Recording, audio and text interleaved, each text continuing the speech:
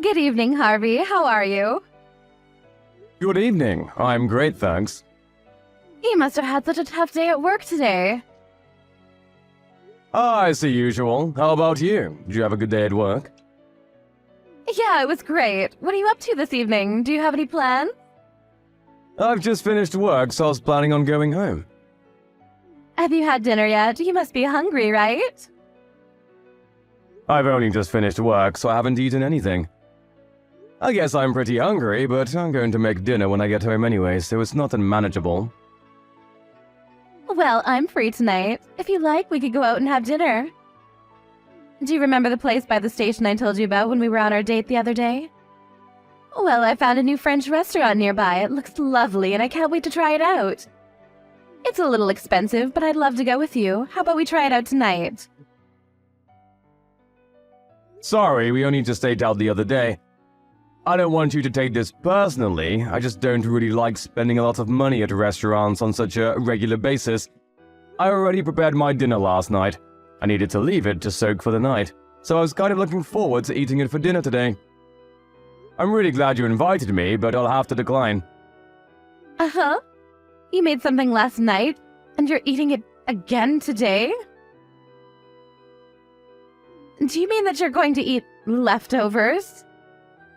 No, not leftovers. I prepared some beef last night, and I wanted to let it marinate. It might sound like a long process, but the result is worth it. Oh, really?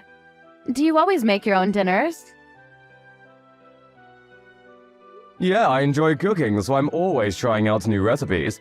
And I like the challenges of using up what's in my refrigerator to make dinner, rather than going out to eat or buying some stuff. Food keeping is more efficient that way too. Less waste and all. Anyway, when do you want to go eat at that new French restaurant? I hear their duck foie gras is delicious. You want to eat the duck foie gras, right? Yes, I'd love to. Let's pick a day. I've been looking forward to eating there ever since I found out. Well, I'm afraid I'm still not sure what my plans will be for work next week, and appointments come flying in at last minute, so I can't promise anything. I don't know when I'll have time to go out. Even though I'm saying I really want to go, I'd like to go sometime this week. I'm sure you can make some time for me. You don't want to disappoint me, do you? You want to go this week? That French restaurant is expensive, isn't it? Considering the ingredient used, the meal you specified is bound to cost a couple $100. Yeah, I think it was around that much. What about it? Is there a problem? It's not too expensive for you, is it? I haven't gotten my pay yet this month, so I'd prefer to go somewhere a bit more affordable. Like I said earlier, I don't really like spending a lot of money eating out. I'd be really grateful if you could respect that. I know a great tavern that's really cozy. We could go there. Are you serious? You're being stingy. You did not just invite me to eat dinner at a tavern. What do you mean I'm not being stingy? I just like to spend my money wisely when it comes to food. I can't believe you actually just said that. You eat at taverns? And you think that you're spending money wisely? Harvey, you said you're 35, right? You're 35, but you still don't have enough money to spare to take a girl on a date to a French restaurant before payday. Clearly that's because you haven't been spending your money on stuff that's worth it up until now. So you want me to pay for the entire meal again, don't you? This is why I was trying to hint that I wasn't interested. What do you mean, again? You paid for dinner last time because that's what guys should do. And you'll pay next time too because you'll still be a guy. If you don't understand something as simple as that, then that's why nobody wants to marry you. Maybe you should read How to Be a Gentleman for Dummies before we have our next date. How can you be so stingy overpaying for a few $100s for a meal at a French restaurant? Every other guy in the world would be happy to pay that much. I had set high expectations for you, but now I'm really disappointed. Can't believe you turned out to be such a Scrooge. You're a waste of my time and a piece of crap for denying me one lousy dinner at a French restaurant. Sorry I couldn't match up to your impossibly high expectations. I should have realized that you were no good when we went to that Italian restaurant on our date the other day. I was glad that you agreed to the restaurant that I wanted to go to. But you chose the cheapest course, didn't you? I checked the price on the website when I went home that night. It was the second to last option on the menu. It's a universal rule that restaurants put their cheapest options at the bottom of the menu. Why would you do something that cheap on our first date? But you didn't even eat that course, so what's the problem? The second we sat down at our table and heard the waiter explain the course, you told me that you couldn't eat a lot, and asked me to change the option to a smaller but more expensive course. I had already made reservations, so I had to pay extra for the course that you asked for. Oh, you're just making excuses and being cheap. What's the big problem? So what if you paid extra? Do you really think that you can find someone who'll marry you if you say stuff like that? You want to marry me, don't you? But at this rate, I don't think I'm hooked. My impression of you is only getting worse and worse. You'll have to do a bit better than that, or you'll lose all chances of getting married. Ever. So let me give you a hint. You should never invite a woman to eat at a tavern ever again. That kind of place is for poor people. Why does it matter whether someone eats at a tavern or not? If it tastes good and I like the atmosphere, who cares how much the food costs? That's not the problem. The problem is that I deserve more than just a dinner at a tavern.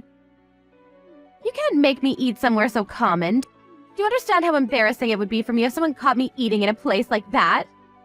I graduated from a famous private college and I'm working in a major company as a private secretary. I'm the best at what I do, and want me to leave my career to be a housewife for you, you'll have to provide more than that. You need to put effort into making me feel like a princess, do you understand? No, I don't understand. And I didn't know that you were so obsessed with wealth and with how other people see you. To be honest, I'm glad I found out before it was too late.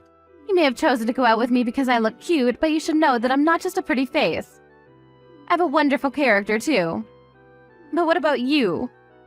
You're 35, you're not that bad looking, I guess. You can pass as average. But you're cheap and you like to nitpick about where you eat, and you like to cook. With your salary, you should have a maid for that. But no, you do it all yourself. What are you, an old woman? I was shocked when you told me that you didn't want to go out to eat before your payday, too. You should have enough money saved up now to go eat whenever you want. Why do you have a problem with spending money? I'm sorry, I didn't think you'd react this badly to how I spend my money and my free time. If you think that badly of me, then maybe we shouldn't talk to each other anymore.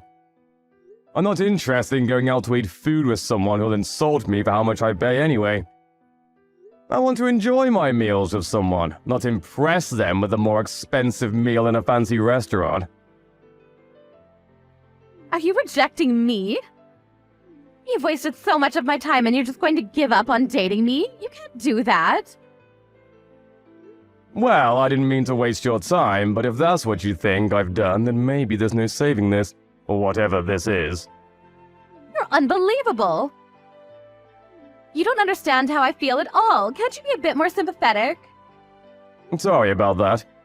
On top of that, you were saying at a speed dating party that you earn $100,000. Was all that a lie? Did you just deceive me so that you could date me? No, I didn't deceive you in particular. To be precise, I didn't earn 100,000, but... I knew it, you liar! I'm going to sue the host of that party. You should be more careful about who they allow to attend. I'll make sure you can never participate in another party like that ever again. And without speed dating, you'll never find someone to marry you. A liar like you doesn't deserve a second chance. You're already 35 and haven't already got a girlfriend, that you might as well give up. There's no hope for you. Nobody will ever want to be with you anyway. That's your punishment for wasting my time. You only get what you deserve. You say that I wasted your time, but we only had one date together after the speed dating event. And it's not like we spent a lot of time together that night either. We went out to eat at that Italian place and went home afterwards. You're talking as though we've been dating for weeks.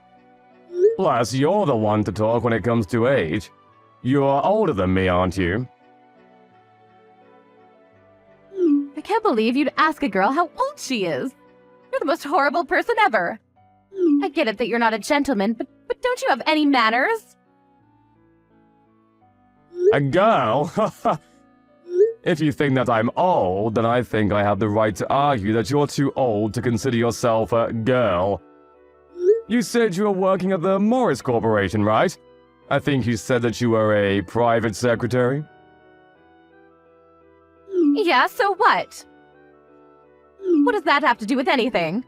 I happen to know the senior vice president of that company.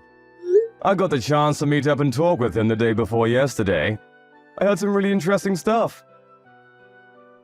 What? How on earth do you know him? Where could someone like you possibly have met him?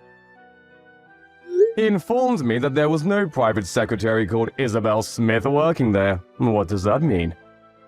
You went on and on about me lying to you about my salary, but you lied to me about what your position is. I'm not officially called a private secretary, but I do things that a private secretary is required to do. He can't have forgotten about me. You say that, but what kind of stuff do you do? You don't seem to have made a great impression on your VP. Well, for your information, I check schedules and prepare coffee for the people in the department. What else would a private secretary do? Really? I guess that's all you can be entrusted to do. What's so funny? Nothing. I just thought that it's interesting that you're doing stuff that's usually left to the newbies. I would have expected a private secretary to be more involved and carry out more personal tasks that need more attention to detail than remembering how many sugars your employee wants in his coffee. Are you looking down on my work? Don't be so rude. I'm proud of what I do. It may seem unimportant to you, but it actually makes a lot of difference. I don't deny that even the simplest and smallest jobs are all part of the bigger picture, but if that's all you do, then I have some doubt about whether you're the best. I asked him about you. Uh-huh? What did he say? He told me that he had heard a lot about you from your colleagues. Seriously? Has he been asking my colleagues about me? I wonder if he wants to go out with me. What else did he say? He says that you stand out a lot. He mentioned how you wear really flashy clothes, despite only ever working in the office. Yeah, well, I take care of the way I look. I'm always aiming to be my #1 self.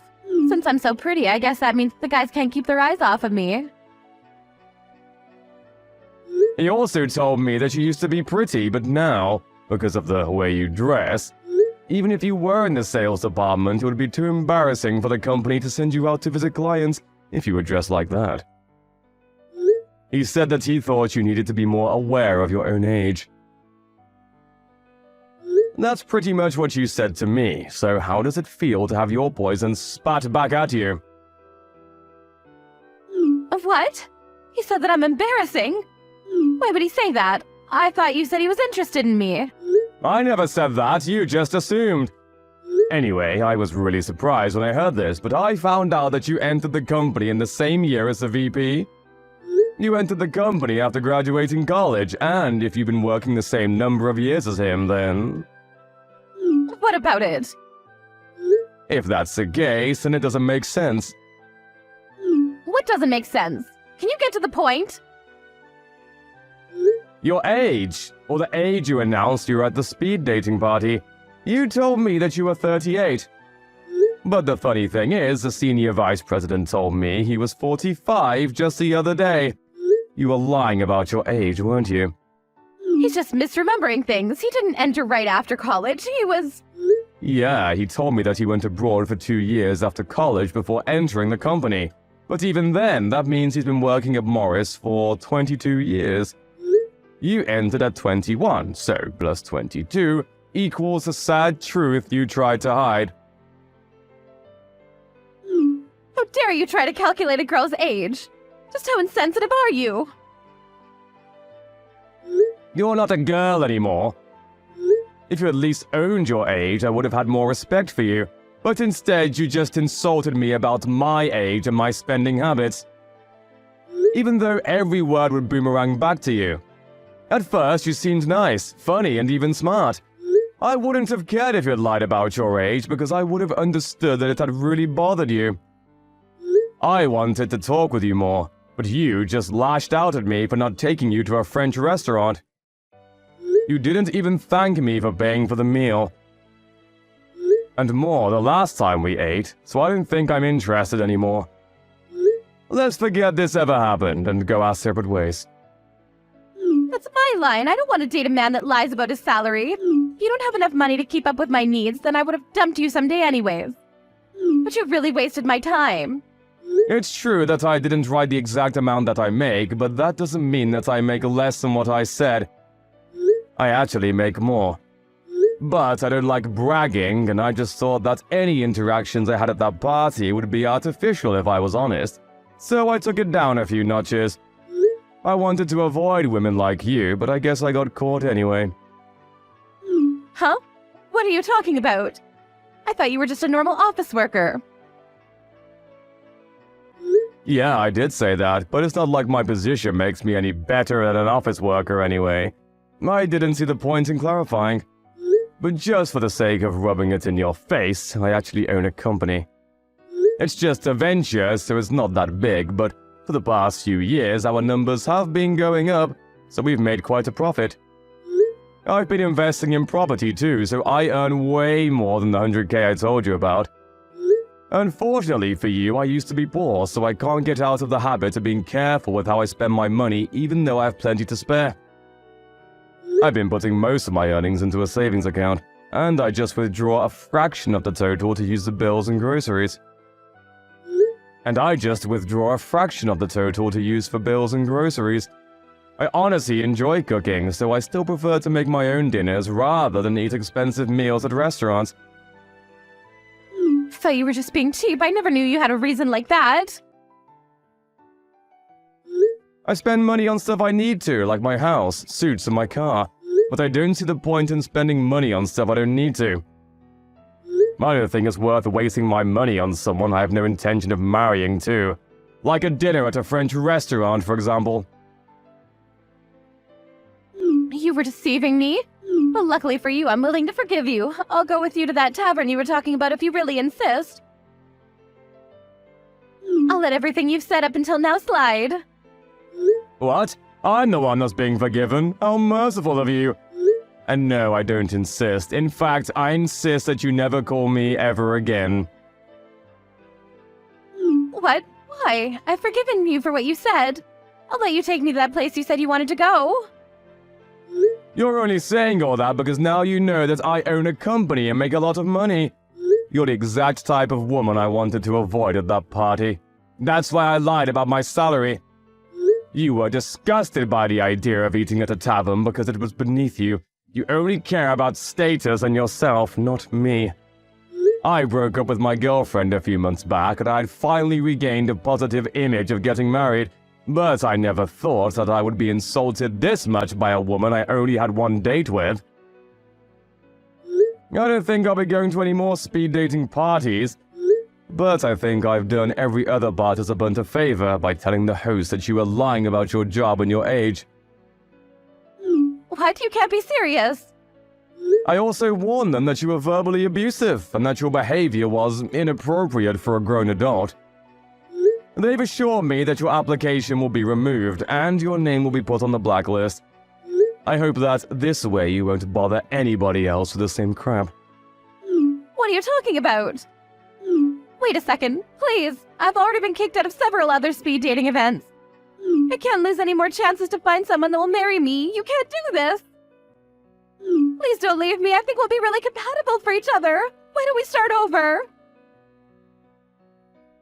Start over? There's nothing between us to start over. You ruined things before they had even begun. But I do pity you. I hope that you'll be able to reflect on your actions and find someone who you can respect and treat a lot better than you treated me. First, you'll have to get over yourself, old woman. Thanks to Harvey reporting Isabel to the host of the event, she was banned from participating in any other events with the same matchmakers. The senior vice president's comments about her appearance must have bothered her a lot because she had begun to take more care with her clothes and the way she acted around her colleagues. She was wearing less vibrant and patterned clothing and had become more and more monotone. Apparently, her existence had become more and more dull and invisible. Seems that she's putting a lot of effort into her online profiles on matching and dating apps, but considering her standards and her personality, it looks like she's having a lot of trouble finding someone who earns $100,000 annually.